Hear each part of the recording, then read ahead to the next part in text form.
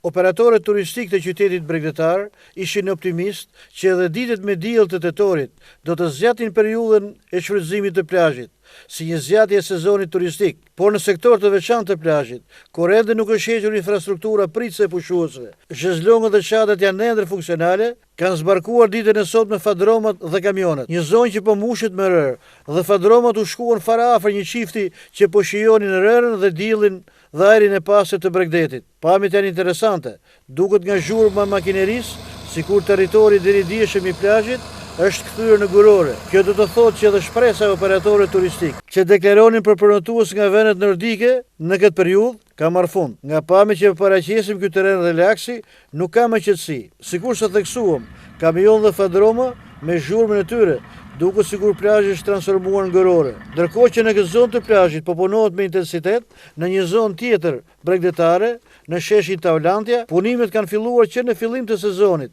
zgjaten pak javë dhe pushuan më pas, duke e lënë terrenin dëmtuar tërësisht përballë bizneseve turistike, të cilët kanë pasur ulje të ndjeshme klientele, krahasuar me një vit më parë. Këtu megjithëse afati i mbarimit po afron, nuk punohet ende. Ndërsa një sektor tjetër është shirur një front i ri pune, kur duhet ishte më mirë që të përfundonin punimet në sheshin Tavlantia dhe më pas të qerishin punimet e tjera nëse janë planifikuar dhe të miratuara.